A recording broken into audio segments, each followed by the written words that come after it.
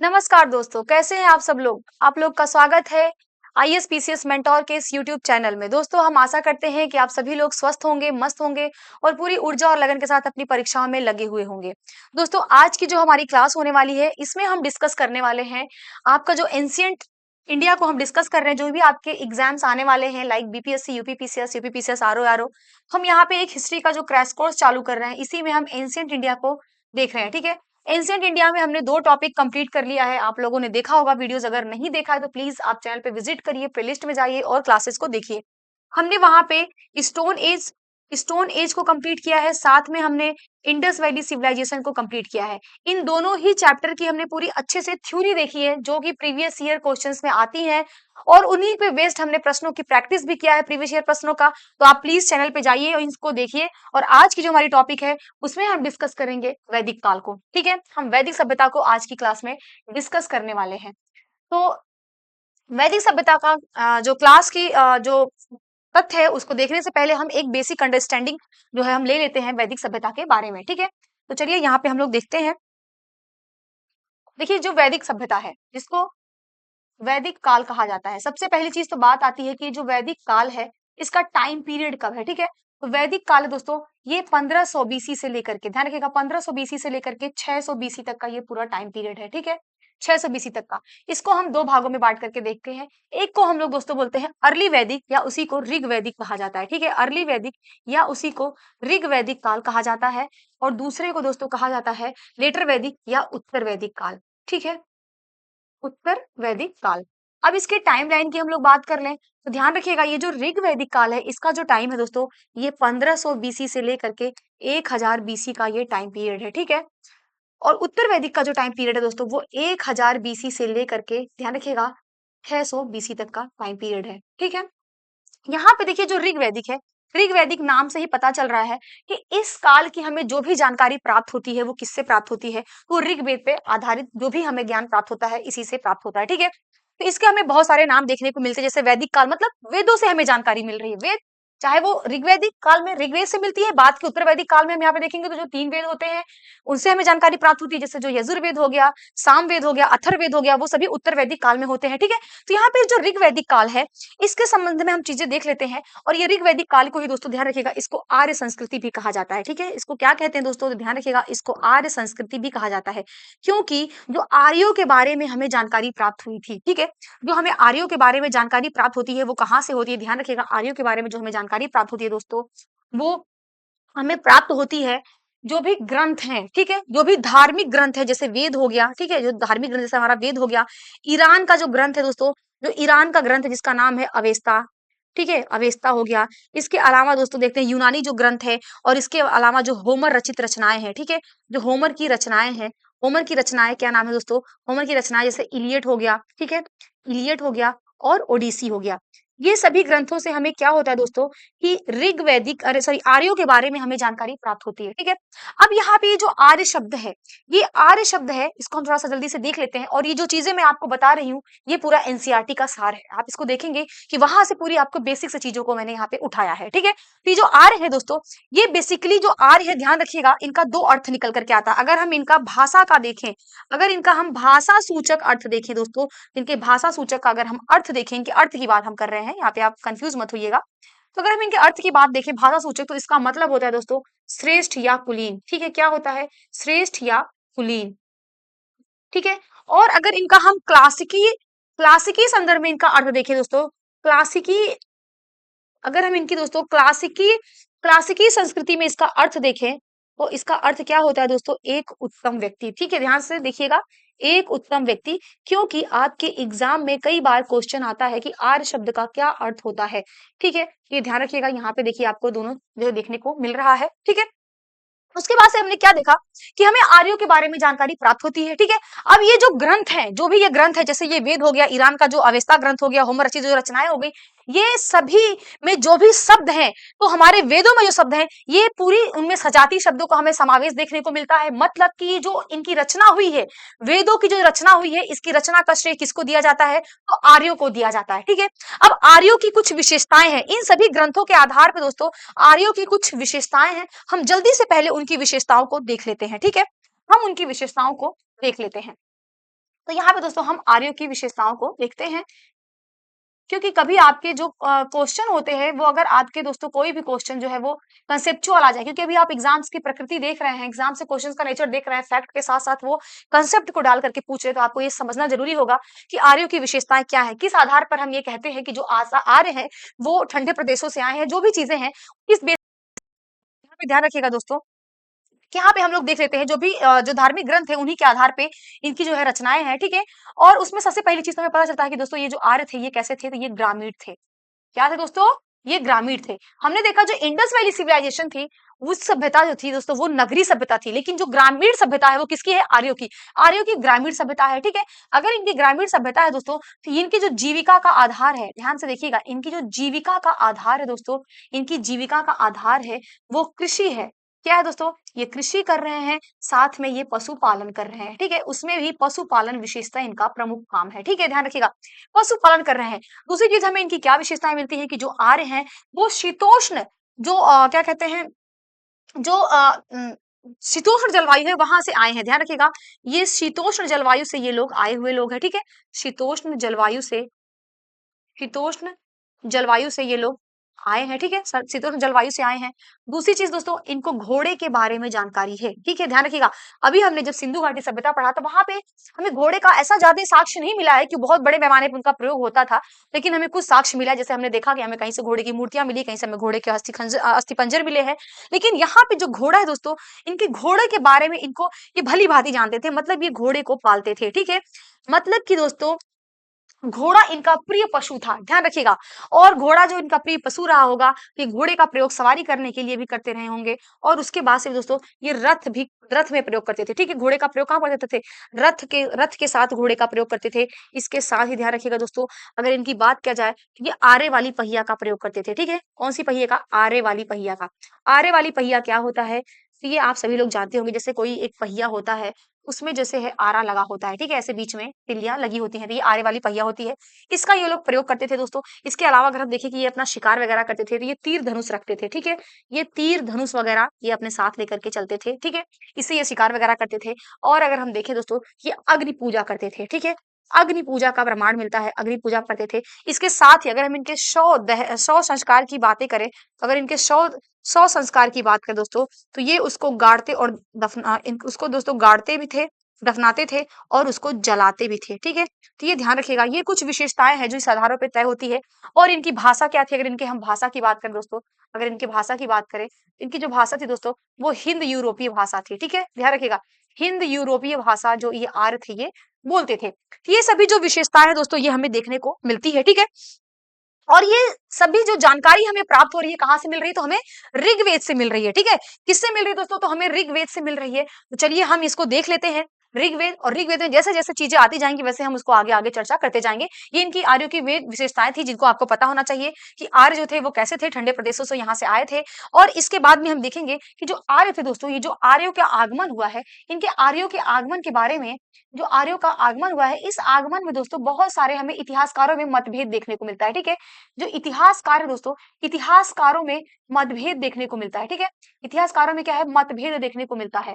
अगर हम इनके मतभेद की बात करें, फिर भी इनके कुछ सिद्धांत है जो आपके एग्जाम में पूछे जाते हैं, वो आपको पता होना चाहिए, ठीक है।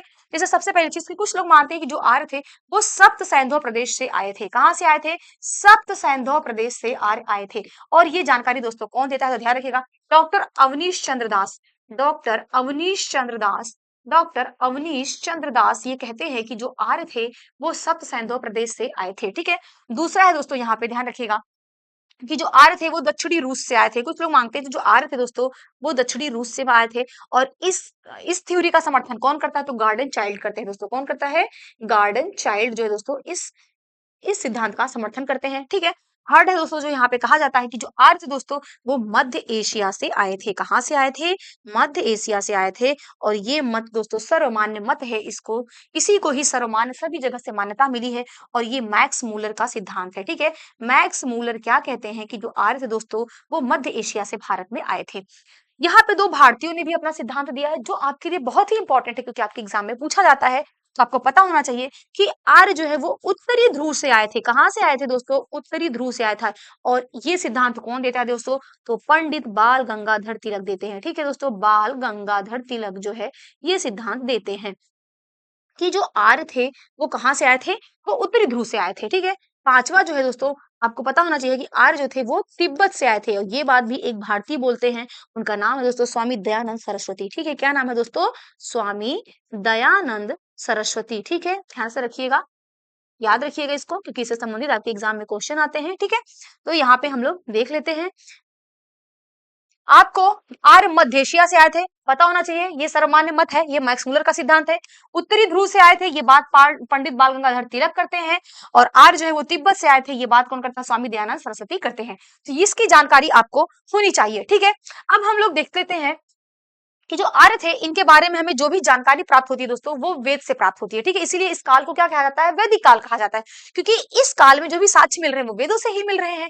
तो यहाँ पे हम लोग देख लेते हैं कि जो सबसे प्राचीन वेद है जिसको ऋग्वेद कहा जाता है, क्या कहा जाता है दोस्तों? उसको ऋग्वेद कहा जाता है। तो हम लोग थोड़ा सा ऋग्वेद के बारे में देख लेते हैं, क्योंकि आपके एग्जाम में जो क्वेश्चन भी आते हैं वो यहीं से आते हैं। वैसे अगर हम वेद की बात करें, तो अगर हम वेद की बात करें दोस्तों, तो वेद कितने? टोटल 4 वेद हमें देखने को मिलते हैं। ठीक है, कौन कौन से? सभी लोगों को पता होगा कि ऋग्वेद, ऋग्वेद जो कि सबसे प्राचीन वेद है, ऋग्वेद। उसके बाद से हम देखते हैं सामवेद, सॉरी यजुर्वेद, क्रम वाइज इसको देखते हैं। ऋग्वेद, यजुर्वेद, सामवेद, सामवेद और अथर्ववेद। ठीक है, अथर्ववेद, इसमें दोस्तों जो अथर्ववेद है ये सबसे नवीनतम वेद है। ठीक है, अथर्ववेद को सबसे नवीनतम वेद कहा जाता है। और इसमें एक चीज आप ध्यान रखिएगा दोस्तों कि यहाँ पे जो ये ऋग्वेद, यजुर्वेद और सामवेद है दोस्तों, इसको वेद त्रयी के नाम से जाना जाता है। क्या कहा जाता है? वेद त्रयी के नाम से इनको जाना जाता है, ये आपको पता होना चाहिए। ठीक है, हम लोग देखते हैं ऋग्वेद के बारे में। ऋग्वेद में जो भी महत्वपूर्ण इंफॉर्मेशन उसको देख लेते हैं। देखिए, जो ऋग्वेद है, ऋग्वेद से हमें जानकारी मिल रही है आर्यों के आगमन की।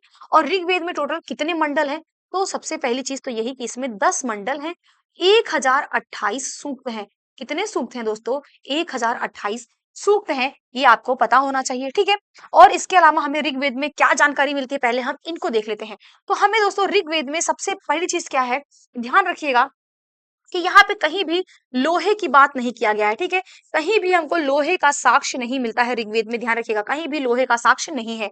तीसरी चीज क्या है दोस्तों, हमें ऋग्वेद में कैसे हमें पता चलता है कि जो आर्य है वो ऋग्वेद से आते हैं? क्योंकि आर्यों ने जिन नदियों का प्रयोग किया है वो अफगानिस्तान से ये होते हुए भारत में आए थे। तो ये अफगानिस्तान की कुछ नदियों का उल्लेख करते हैं। ठीक है, तो यहाँ पे ध्यान रखिएगा, अफगानिस्तान की, कहाँ की? अफगानिस्तान की दोस्तों, अफगानिस अफगानिस्तान की दोस्तों, यहाँ पे 4 नदियों का हमें उल्लेख देखने को मिलता है। कितनी? तो अफगानिस्तान की दोस्तों 4 नदियों का उल्लेख हमें मिलता है। वो 4 नदियां कौन सी हैं? जल्दी से इनको हम लोग देख लेते हैं दोस्तों। ये जो 4 नदियां हैं दोस्तों, उनका नाम है कुभा, कुभा, क्रुमु। ये आपके एग्जाम में पूछा जाता है, इसलिए आप उसको ध्यान से देखिएगा। कुभा हो गया, क्रुमु हो गया, गोमती हो गया और सुवास्तु हो गया। क्या हो गया? सुवास्तु हो गया। ये अफगानिस्तान की 4 नदियां हैं जिनका उल्लेख हमें ऋग्वेद में देखने को मिलता है।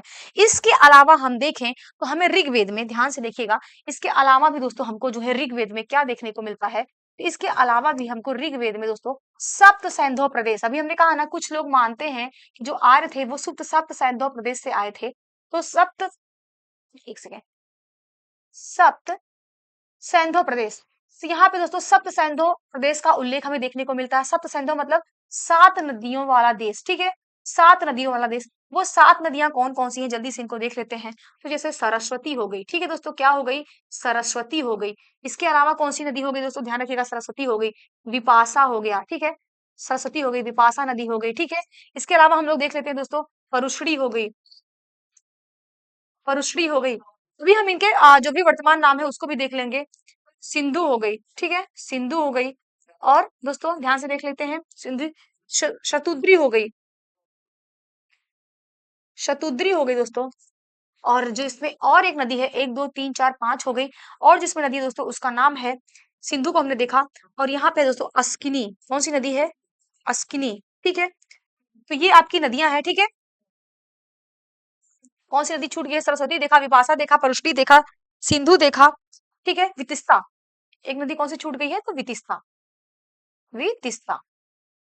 तो देखिए यहाँ पे क्या है कि इन सातों नदियों का जो हमें उल्लेख मिलता है ये ऋग्वेद में देखने को मिलता है, ठीक है। इसमें अगर आप देखेंगे दोस्तों, अगर इसमें आप देखेंगे तो जो सरस्वती नदी है, सरस्वती नदी है, ये आर्यों की सबसे पवित्र नदी है, ठीक है।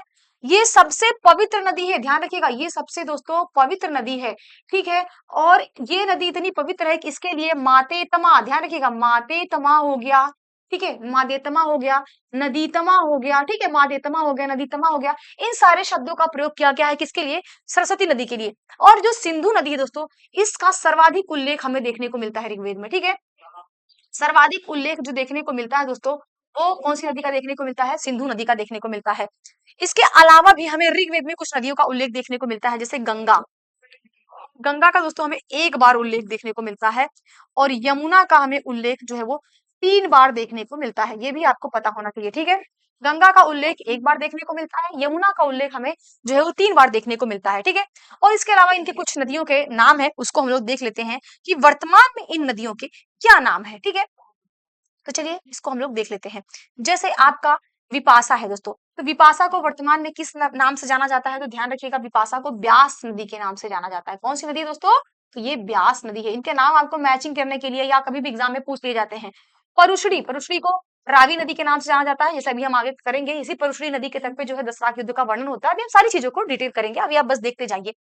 सतुद्री, सतुद्री मतलब दोस्तों ये सतलुज नदी की बात किया जाता है, सतलुज नदी की बात किया जा रहा है, सतलुज नदी की बात किया जा रहा है, जिसको शतुद्री कहा जा रहा है, ठीक है। अस्किनी मतलब दोस्तों ध्यान रखिएगा, ये चेनाब नदी का, वर्तमान में जो चेनाब नदी है इसका ये प्राचीन नाम है, ठीक है। और वितिस्ता, वितिस्ता जो है दोस्तों ये ध्यान रखिएगा, जो वितिस्ता नदी है ये किसका नाम है? तो ये झेलम नदी का नाम है, ठीक है, ये झेलम नदी का नाम है। ये इंपॉर्टेंट है, इसको आप अगर पता है तो अच्छी बात है, नहीं पता तो आप स्क्रीनशॉट ले लीजिए, नहीं तो इस जो भी पीडीएफ है, ये सारी पीडीएफ दोस्तों आपको टेलीग्राम चैनल पे दे दी जाएगी, जिसका लिंक डिस्क्रिप्शन में दिया होगा, आप उसको ज्वाइन करेंगे तो ये सारी पीडीएफ आपको फ्री जो है वहां पे मिल जाएगी। ये ध्यान रखिएगा, इसको हमने देखा ये सिंधु से संबंधित जो कि संत संदेह की बात जो है इसमें यहाँ पे किया गया है, ठीक है। अब ये बताइए, क्या कोई कश्मीर की भी नदी का नाम लिया गया है? तो जी बिल्कुल, कश्मीर की भी नदी का उल्लेख है, आपके एग्जाम में पूछा जाता है कि ऋग्वेद में क्या कश्मीर की भी कोई नदी का उल्लेख मिलता है? तो बिल्कुल, जो कश्मीर की नदी का उल्लेख मिलता है उसका दोस्तों क्या नाम है? तो ध्यान रखिएगा, उसका नाम है मरुद्वृधा। क्या नाम है दोस्तों? मरुद्वृधा। मरुद्वृधा नाम की नदी का प्रयोग किया गया जो कि कश्मीर में है, ठीक है। और सिंधु नदी को हमने देख लिया, ये सर्वाधिक उल्लेख हुआ है, ठीक है। और सिंधु नदी के बारे में और थोड़ा सा इंफॉर्मेशन देख लेते हैं। सर्वाधिक उल्लेख सिंधु नदी का हुआ है, और इसका इतना महत्व है, ये नदी का महत्व बहुत है, ध्यान रखिएगा, सिंधु नदी जो है वो बहुत महत्व है, क्योंकि जिस व्यक्ति का ज्यादा महत्व होता है उसी का नाम बार बार आप अपने जबान पे लेंगे, उसी को ध्यान करेंगे। इसी तरीके से सिंधु नदी का इतना महत्व है कि इसके महत्व के कारण इसको दोस्तों क्या नाम दिया गया है? ध्यान रखिएगा, इसको हिरण्य नदी कहा गया है, ठीक है, हिरण्य नदी कहा गया है। अगर कभी क्वेश्चन में आ जाए हिरण्य नदी का संबंध कौन सी नदी से है, तो ध्यान रखिएगा सिंधु नदी से है, ठीक है। और ये भी बताया गया है ऋग्वेद में कि जो सिंधु नदी है दोस्तों, ये अरब सागर में गिर रही है, ठीक है। ध्यान से देखिएगा कि जो सिंधु नदी है ये गिरने की जगह इसका कहाँ है दोस्तों? ध्यान रखिएगा, परावत बताई गई है। क्या बताया गया है? ये परावत में गिरती है नदी, परावत में गिरती है, मतलब कि दोस्तों ये जो नदी है वो अरब सागर में गिर रही है। कहाँ पे? अरब सागर में। अरब सागर को परावत कहा गया है, ठीक है। दोस्तों ये सारी चीजें आपको पता होनी चाहिए, ठीक है। इसके अलावा कुछ प्रदेशों का वर्णन ऋग्वेद में किया गया है, उसको हम लोग देख लेते हैं। इससे क्या होगा ना कि आगे जो भी अभी हम देखेंगे, अपना टॉपिक जब स्टार्ट करेंगे, थोड़ा बेसिक नॉलेज है, इसको आपको रख लीजिए, उसके बाद से आपको चीजें आसान हो जाएगी पढ़ने में, ठीक है। ध्यान रखिएगा, हमें ऋग्वेद में ब्रह्मर्षि देश देखने को मिलता है, ठीक है। कौन सा देश में देखने को मिलता है? ब्रह्मर्षि देश, ब्रह्मर्षि देश हमें देखने को मिलता है। अब ब्रह्मर्षि देश के अंतर्गत कौन आते हैं? ये टर्म है, कहीं आए तो हमें पता होना चाहिए। ध्यान रखिएगा दोस्तों, ब्रह्मर्षि देश मतलब कि जो गंगा यमुना का दोआब है, ठीक है, जो गंगा यमुना का दोआब है दोस्तों, इस गंगा यमुना दोआब का जो भी क्षेत्र है उसको ब्रह्मर्षि देश कहा जाता है, ठीक है। गंगा यमुना दोआब के जो आसपास का जो क्षेत्र है उसको ब्रह्मर्षि देश कहा जाता है, उसके जो भी सीमावर्ती क्षेत्र है। इसमें नेक्स्ट आता है दोस्तों देखने के लिए कि ध्यान रखिएगा मध्य देश, आपको ये उल्लेख दिखेगा कि मध्य देश, कि आर्य जो है वो ब्रह्मर्षि देश से थे, मध्य देश में उनका फैलाव हुआ। तो ब्रह्म देश के अंतर्गत कौन सी चीजें आती है उसको भी हम लोग देख लेते हैं। तो यहाँ ध्यान रखिएगा, यहाँ पे हिमालय, हिमालय जो पर्वत है दोस्तों, हिमालय और विंध्याचल, ठीक है। हिमालय और ध्यान रखिएगा, हिमालय और विंध्याचल जो पर्वत है, हिमालय और विंध्याचल पर्वतों के जो बीच का क्षेत्र है, ठीक है, हिमालय और विंध्याचल के जो पर्वतों के बीच का जो क्षेत्र है दोस्तों, इसको किस नाम से जाना जाता है? ध्यान रखिएगा, इसको जो है वो मध्य देश के नाम से, किस नाम से? मध्य देश के नाम से इसको जाना जाता है, ठीक है, ध्यान रखिएगा। और तीसरा जो एक शब्द आता है उल्लेख, वो है आर्यावर्त, ठीक है, आर्यावर्त। आर्यावर्त का मतलब दोस्तों क्या है कि संपूर्ण जो उत्तर भारत है, संपूर्ण उत्तर भारत को आर्यावर्त के नाम से जाना जाता है। ये 3 शब्दावलियां हैं, तो आप ध्यान रखिएगा। संपूर्ण उत्तर भारत, संपूर्ण उत्तर भारत को दोस्तों आर्यावर्त के नाम से जाना जाता है, ये आप ध्यान रखिएगा। ठीक है, ये चीजें आपको देखने को मिलेंगी। ठीक है, चलिए हम नेक्स्ट क्वेश्चन देखते हैं कि नेक्स्ट इसमें अपने तथ्य को देखते हैं कि ऋग्वेद। ठीक है, अब हमें ऋग्वेद से जानकारी क्या मिलती है। ठीक है, ऋग्वेद से जानकारी, कलर चेंज कर लेते हैं थोड़ा सा। ऋग्वेद देखिए, अभी हम ऋग्वेद की ही चर्चा कर रहे हैं, तो ध्यान रखिएगा। ऋग्वेद में दोस्तों, ऋग्वेद में सबसे पहले हमें वैदिक देवताओं का उल्लेख मिलता है। ठीक है, तो हमें कौन से ऋग्वैदिक देवताओं का उल्लेख मिलता है? ध्यान रखिएगा 1400 बीसी का, अब ध्यान रखिएगा 1400 बीसी का एशिया माइनर का अभिलेख है। ठीक है, एशिया माइनर से प्राप्त, एशिया माइनर से प्राप्त अभिलेख है, उसका नाम क्या है दोस्तों? उसका नाम है बोगाज कोई अभिलेख। क्या नाम है दोस्तों? उसका नाम है बोगाज कोई अभिलेख। ठीक है, बोगाज कोई अभिलेख।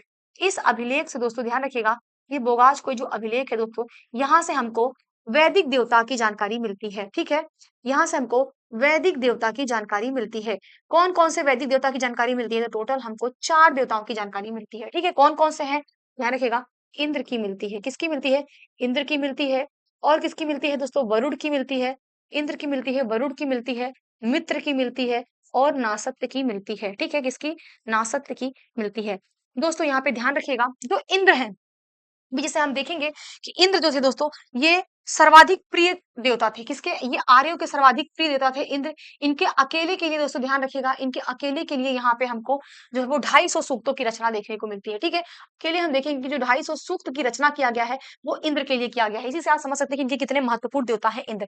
तो ये इसकी जानकारी हमें कहाँ से मिलती है? ये बहुत ही इंपॉर्टेंट है, आपके एग्जाम में क्वेश्चन आता है कि 1400 बीसी का अभिलेख है जो कि एशिया माइनर से ये प्राप्त हुआ है, इसको बोगाज कई का अभिलेख कहा जाता है, जिसमें 4 वैदिक देवताओं का हमें उल्लेख देखने को मिलता है। ठीक है, और देखिए अभी हमने देखा वेद, और जो वेद होता है, प्रत्येक वेद के दोस्तों एक होते हैं, जो वेद होता है उस वेद के भाग होते हैं। ठीक है, ध्यान रखिएगा, जो भी वेद होता है, हम अगर हम वेद देखें, अगर हम वेद की बात करें, जो वेद होता है उस वेद के 4 भाग होते हैं। प्रत्येक वेद के दोस्तों हमको 4 भाग देखने को मिलते हैं। वो 4 भाग कौन कौन से होते हैं? तो एक तो संहिता होता है। ठीक है, एक तो दोस्तों संहिता होता है। ठीक है, दूसरा क्या होता है दोस्तों? तो ब्राह्मण ग्रंथ होता है। दूसरा क्या होता है दोस्तों? ब्राह्मण ग्रंथ होता है। अगर आपको वेद पढ़ना है तो इन सारी चीजों के पढ़ के ही आप वेद को समझ सकते हैं। तीसरा दोस्तों इसमें अरण्यक होता है। क्या होता है? अरण्यक होता है। और जो चौथा होता है दोस्तों, उसको उपनिषद कहा जाता है। ठीक है, तो ये प्रत्येक वेद का हमको ब्राह्मण ग्रंथ देखने को मिलेगा, उसकी संहिताएं देखने को मिलेगी। और संहिताओं में क्या है? मंत्रोच्चारण वाली चीजें लिखी होती हैं। ब्राह्मण ग्रंथ में क्या होता है कि उनको कैसे समझना है, उसका जो छुपा हुआ अर्थ है उसको कैसे यूज करना है, जो वो कहना चाह रहा है मंत्र, उस मंत्र का ओरिजिनल अर्थ क्या है, ये हमको दोस्तों ब्राह्मण ग्रंथ समझ में ही आएगा। और उपनिषद में जो है धार्मिक जो भी आपका आध्यात्मिक चिंतन है, इसकी बात किया जाता है। अगर आप इन सारी चीजों को पढ़ लेंगे तभी आप वेद को समझ सकते हैं। तो ये ध्यान रखिएगा, इसको वेद के ये 4 भाग होते हैं। ठीक है, चलिए नेक्स्ट हम लोग देखते हैं दोस्तों, नेक्स्ट क्या है।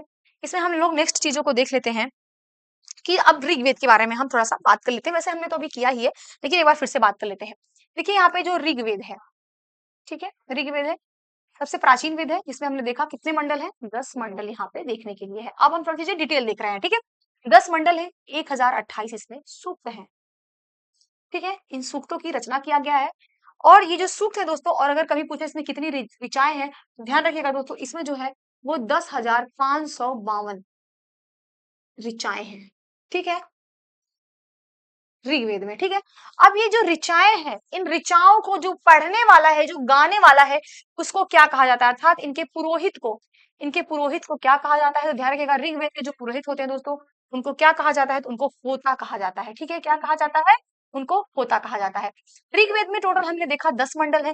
इस 10 मंडल में दोस्तों ध्यान रखिएगा, जो 2 से लेकर के जो 7 तक के मंडल हैं, जो 2 से लेकर के 7 तक के मंडल हैं दोस्तों, इनको वंश मंडल के नाम से जाना जाता है। ध्यान रखिएगा, इनको क्या कहते हैं? ये प्राचीन मंडल है। पहली चीज दोस्तों ये क्या है कि ये प्राचीन मंडल है। ठीक है, प्राचीन मंडल है। आपका क्वेश्चन अगर आएगा कि प्राचीन मंडल कौन से हैं, तो ध्यान रखिएगा 2 से 7 तक के मंडल को प्राचीन मंडल कहा जाता है, और इसी को वंश मंडल भी कहा जाता है। क्योंकि इन जो मंडलों की रचना हुई है प्रत्येक ऋषि ने किया है, तो उन ऋषि के वंश के नाम पे इसको वंश मंडल के नाम से जाना जाता है। और इसमें जो पहला मंडल और आखिरी मंडल है वो लास्ट में जोड़ा गया है। ठीक है, तो ये भी ध्यान रखिएगा। अब हम थोड़ा सा देख लेते हैं, जैसे प्रथम मंडल है। प्रथम मंडल की रचना किसने किया है? क्योंकि आपके एग्जाम में कभी चीजें आती हैं या पूछ लिया जाता है तो ध्यान रखिएगा। जैसे जो प्रथम मंडल है, हम यहाँ पे देख लेते हैं, जो प्रथम मंडल है दोस्तों, तो प्रथम मंडल की रचना किसने किया है? प्रथम मंडल की रचना जो है दोस्तों, वो मधु छमदा ने किया है। दोस्तों ध्यान रखिएगा, मधु छमदा के द्वारा दोस्तों इसकी रचना किया गया है। इसमें एक और व्यक्ति जिनका नाम है मेधातिथि, ठीक है दोस्तों, मेधातिथि, मधु क्षमता या मेधातिथि के द्वारा दोस्तों इसकी रचना किया गया है। जो द्वितीय मंडल है, जो ऋग्वेद का द्वितीय मंडल है, इसकी रचना किसने किया है दोस्तों? इसकी रचना जो है वो गृत्समद ने किया है, ठीक है, गृत्समद ने किया है। गृत्समद के द्वारा दोस्तों इसकी रचना किया गया है। और अगर हम बात करें इसके तृतीय मंडल का, जो कि बहुत ही इंपॉर्टेंट है, तो तृतीय मंडल की जो रचना है दोस्तों, वो विश्वामित्र ने किया है, ठीक है। किसने किया दोस्तों? वो विश्वामित्र ने इसकी रचना किया है, ठीक है। हम यहाँ पे चतुर्थ मंडल की बात करें, यहाँ से हम चतुर्थ मंडल की बात करें तो इसकी रचना दोस्तों वामदेव ने किया है। किसने किया है? वामदेव के द्वारा इसकी रचना किया गया है। हम पंचम मंडल की बात करें, पंचम मंडल की रचना किसने किया है दोस्तों? तो ध्यान रखिए, पंचम मंडल की रचना अत्रि ऋषि ने किया है, ठीक है। किसने किया दोस्तों? अत्रि ऋषि ने किया है। इसके अलावा हम यहाँ पे देख लेते हैं दोस्तों कि जो षष्ठम मंडल है, ठीक है दोस्तों, जो षष्ठम मंडल है, इसकी रचना किसने किया है? जो इसकी रचना किया है दोस्तों, ध्यान रखिएगा, वो भारद्वाज ने किया है। क्या? ऋषि भारद्वाज के द्वारा इसकी रचना किया गया है। उसके बाद से हम देखते हैं सप्तम मंडल। तो सप्तम मंडल की रचना किसने किया है दोस्तों? तो ध्यान रखिएगा, इसकी रचना वशिष्ठ ने किया है। किसने किया है? वशिष्ठ ने किया है, ठीक है। अष्टम मंडल देख लेते हैं। जो अष्टम मंडल है दोस्तों, अष्टम मंडल की जो रचना किया है वो किसने किया है? तो कर्ण एवं अंगिरस ने किया है। किसने किया दोस्तों? कर्ण एवं अंगिरस ने। किसने किया है? अंगिरस ने। कर्ण एवं अंगिरस ने इसकी जो है 8वें मंडल की रचना किया है। नवम मंडल की बात करें दोस्तों, तो नवम मंडल की रचना किसने किया है? तो सेम देवता। कौन किया दोस्तों? ध्यान रखिएगा, सोम देवता। सोम देवता एवं अन्य ऋषियों ने मिलकर के नवम मंडल की रचना किया है। और जो दशम मंडल दोस्तों, इसकी रचना किसने किया है? ध्यान रखिएगा, विमादा, इंद्र, सची और अन्य ने किया है, ठीक है। ध्यान रखिएगा, विमदा, इंद्र, सची, इन सभी लोगों ने मिलकर के दसम मंडल की रचना किया है। तो यहाँ पे मैंने दसों मंडल बता दिया। अब हम डिटेल चर्चा करते हैं कि कौन सा मंडल है दोस्तों जो इंपॉर्टेंट है, जिससे आपके एग्जाम में प्रश्न आते हैं, ठीक है। ध्यान ध्यान रखिएगा, सबसे पहला तो आपका इंपॉर्टेंट है तृतीय मंडल। तृतीय मंडल, तृतीय मंडल, इसकी रचना किसने किया? जैसे अभी हमने देखा, विश्वामित्र ने किया है, ठीक है, विश्वामित्र ने किया है। ये इंपॉर्टेंट इसलिए दोस्तों कि तृतीय मंडल में क्या है? गायत्री मंत्र का उल्लेख किया गया है। गायत्री मंत्र कहाँ पे उल्लिखित है? तो तृतीय मंडल में उल्लिखित है। और ये किसको समर्पित है? ये सूर्य देवता को समर्पित मंत्र है, ठीक है दोस्तों, ध्यान रखिएगा, सूर्य देवता को समर्पित ये मंत्र है। और सूर्य देवता भी किसको समर्पित है? तो ध्यान रखिएगा, सावित्री जो सूर्य है, जो सावित्री सूर्य है, जो उषा काल के बाद जो सावित्री सूर्य निकलता है, जो सविता सूर्य है, इसको ये मंडल समर्पित है, ठीक है दोस्तों। ये तृतीय मंडल हो गया। इसके बाद से हम देखेंगे दोस्तों कि यहाँ पे जो सतवां मंडल है, ठीक है, जो इंपॉर्टेंट है उसी को हम लोग देख रहे हैं। जो सप्तम मंडल है दोस्तों, सप्तम मंडल का इंपॉर्टेंट क्या है कि यहाँ पे दोस्तों 10 राग युद्ध का वर्णन किया गया है। किसका? ध्यान रखिएगा, 10 राग युद्ध का वर्णन किया गया है, ठीक है। 10 राग युद्ध का वर्णन कहाँ पे मिलता है? तो हमें सप्तम मंडल में देखता है। ये युद्ध कहाँ पे हुआ था दोस्तों? तो ये परुष्णी नदी के तट पे हुआ था, ठीक है। ये परुष्णी नदी के तट पे हुआ था। परुष्णी नदी का वर्तमान नाम जो है दोस्तों, वो रावी नदी नाम है, ठीक है, रावी नदी नाम है। अब ये युद्ध में होता क्या है, ठीक है, ये जो 10 राग युद्ध होता है, जिसमें अभी हमने देखा कि आर्यों के आने की जो हमें जानकारी मिलती है दोस्तों, वो हमें इसी 10 राग युद्ध में देखने को मिलती है, ठीक है। इसमें होता क्या है, 10 राग युद्ध के बारे में थोड़ा सा देख लेते हैं हम यहाँ पे। 10 राग युद्ध में क्या होता है कि जो आर्य थे, जो आर्य भारत में आए थे दोस्तों, वो कई ग्रुप में आए थे, एक साथ नहीं आए थे, वो छोटे छोटे ग्रुपों में आए थे, ठीक है। तो जब ये ग्रुप में आते हैं तो यहाँ के स्थानीय लोगों से इनका संघर्ष होता है, ठीक है। बेसिकली ये आर्य और अनार्य का संघर्ष था, ठीक है। आर्य का जो है वो अनार्यों के साथ संघर्ष होता है। और इसमें क्या होता है कि जो 10 राग युद्ध में एक इनका जो कबीला होता है, जिसका नाम है भरत कुल। क्या नाम है दोस्तों? भरत कुल उसका नाम है। इसी के नाम पे कहा जाता है कि शायद भारत देश का नाम भी पड़ा होगा। और इसका जो राजा था, उसका नाम था राजा सुदास। क्या नाम था दोस्तों? राजा सुदास। राजा सुदास व्यक्ति था। और इसके जो पुरोहित थे, उनका नाम था वशिष्ठ। और इस मंडल की रचना भी वशिष्ठ ने ही किया है, ध्यान रखिएगा। ये जो भरत कुल था, इसका वहां के जो स्थानीय लोग होते हैं, उनसे उनका झड़प होता है, ठीक है। और उसमें क्या होता है? उसमें जो है 5 आर्य होते हैं और प्लस 5 अनार्य होते हैं। इस आर्य और अनार्यों के बीच में इनका जो है संघर्ष होता है। इसमें विजय कौन होता है? तो सुदास की विजय होती है।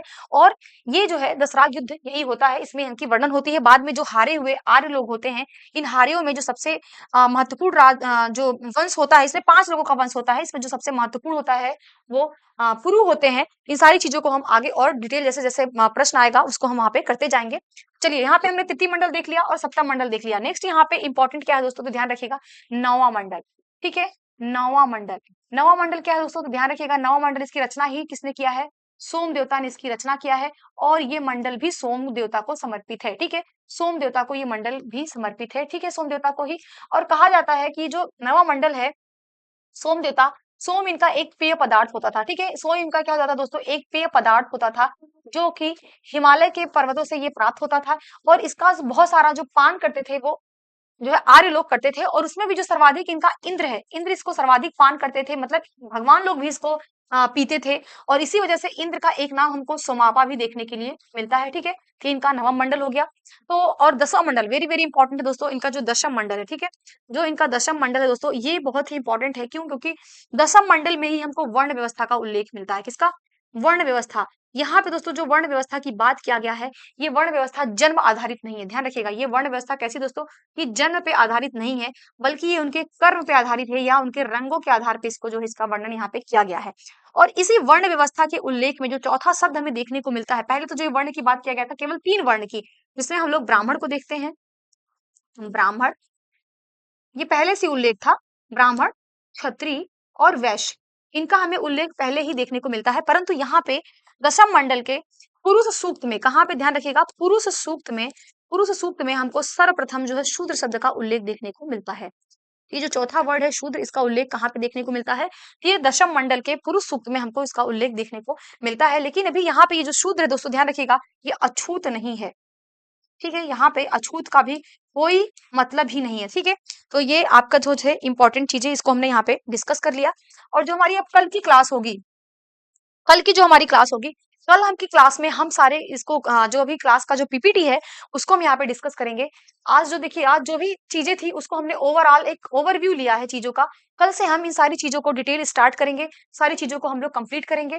तो आशा करते हैं कि जो वीडियो है ये आप लोग को समझ में आ रही होगी, आप लोग के लिए हेल्पफुल साबित हो रही होगी। तो प्लीज आप सभी लोग चैनल को सब्सक्राइब करिए, वीडियोस को लाइक करिए, ज्यादा से ज्यादा शेयर करिए। हमारे साथ बने रहने के लिए, देखने के लिए आप सभी लोगों का बहुत बहुत धन्यवाद।